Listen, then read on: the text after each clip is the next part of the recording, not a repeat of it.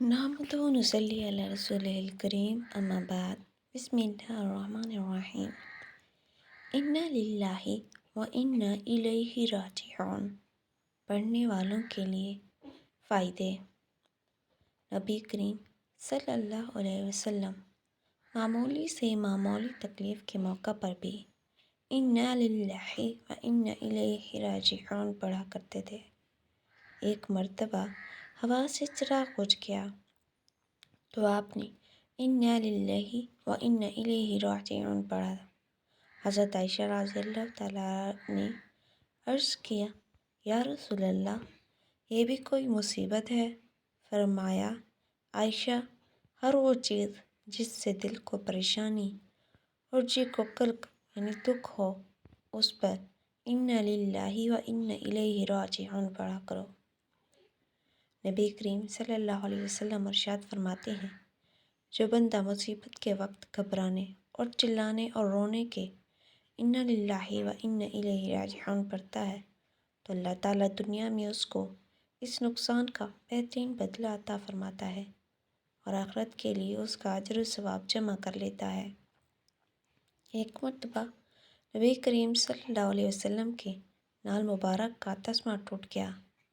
آپ نے انا للہ و انا الیہ راجعون پڑھا۔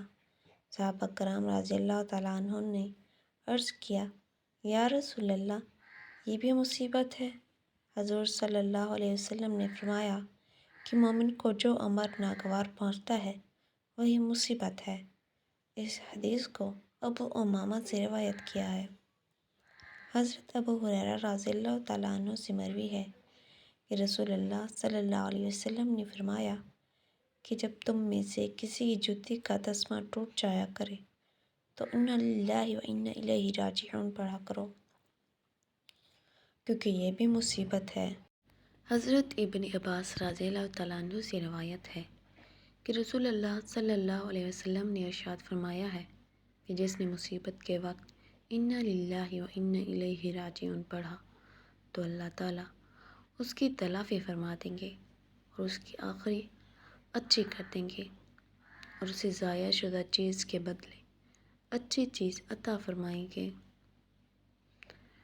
مسند احمد میں ہے، حضرت ام سلمہ رضی اللہ تعالیٰ عنہ فرماتی ہیں، میرے خاوند ابو سلمہ رضی اللہ تعالیٰ عنہ ایک روز میرے پاس حضور صلی اللہ علیہ وسلم کی خدمت سے ہو کر آئے اور خوشی خوشی فرمانے لگے، آج تو میں نے ایسی حدیث سنی ہے کہ میں بہت خوش ہوا ہوں، اور وہ حدیث یہ ہے کہ جس کسی مسلمان کو کوئی تکلیف پہنچے اور وہ کہے اللہم اجرنی فی مصیبتی واخلف لی خیرا منہا، یعنی خدایا مجھے اس مصیبت میں اجر دے، مجھے اس سے بہتر بدلہ عطا فرما، تو اللہ تعالیٰ اسے اجر اور بدلہ ضرور ہی دیتا ہے۔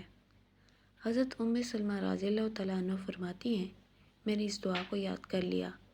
جب حضرت ابو سلمہ رضی اللہ تعالیٰ عنہ کا انتقال ہوا تو میں نے انا للہ و انا الیہ راجعون پڑھ کر بھی یہ دعا بھی پڑھ لی، لیکن مجھے خیال آیا کہ بھلا ابو سلمہ سے بہتر شخص مجھے کون مل سکتا ہے۔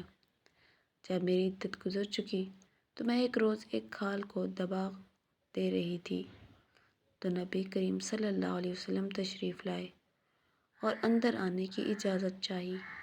میں نے اپنے ہاتھ دھو ڈالے، کھال رکھ دی اور حضور صلی اللہ علیہ وسلم سے اندر تشریف لانے کی درخواست کی۔ آپ صلی اللہ علیہ وسلم کو ایک گدی پر بٹھا دیا۔ آپ صلی اللہ علیہ وسلم نے مجھ سے اپنا نکاح کرنے کی خواہش ظاہر کی۔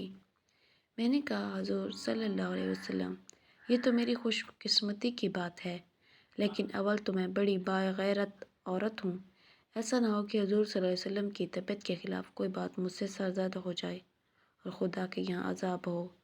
دوسری یہ کہ میں عمر رسیدہ ہوں، تیسرے بال بچوں والی ہوں۔ آپ صلی اللہ علیہ وسلم نے فرمایا، سنو، ایسی بے جا غیرت اللہ تعالیٰ دور کر دے گا، اور عمر میں بھی کچھ چھوٹی عمر کا نہیں، اور تمہارے بال مجھے میرے ہی بال بچے ہیں۔ میں نے یہ سن کر کہا، پھر حضور صلی اللہ علیہ وسلم مجھے کوئی عذر نہیں، چنانچہ میرا نکاح اللہ کے نبی صلی اللہ علیہ وسلم سے ہو گیا، اور مجھے اللہ تعالیٰ نے اس دعا کی برکت سے میرے میاں سے بہت ہی بہتر یعنی اپنا رسول صلی اللہ علیہ وسلم عطا فرمایا۔ الحمدللہ۔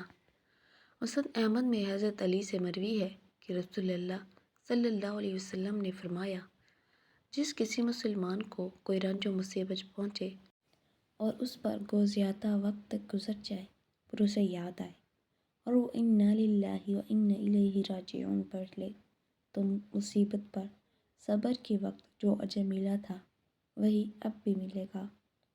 ابن ماجہ میں ہے کہ حضرت ابو سنان رضی اللہ تعالیٰ عنہ فرماتے ہیں، میں نے اپنے ایک بچے کو دن کیا ابھی میں اس کی قبر سے نکلا تھا کہ ابو طلحہ خولانی نے میرا ہاتھ پکڑ کر مجھے نکالا اور کہا، سنو میں تمہیں خوشخبری سناؤں۔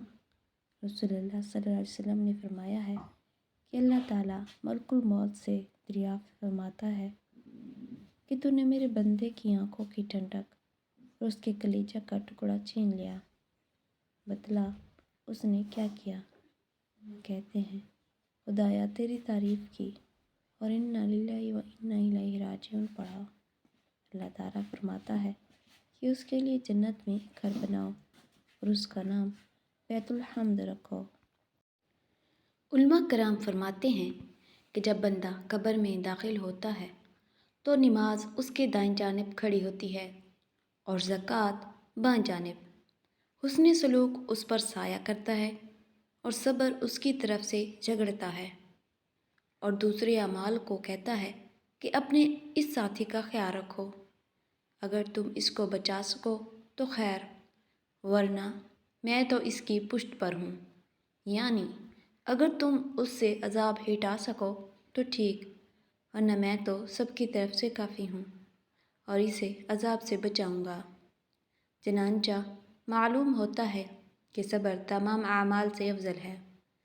ارشاد باری تعالیٰ ہے کہ مستقل رہنے والوں یعنی صبر کرنے والوں کو ان کا صلہ بے شمار ہی ملے گا۔ دنیا کی زندگی میں کوئی بھی انسان رنج و غم، مصیبت و تکلیف سے معمون نہیں رہ سکتا۔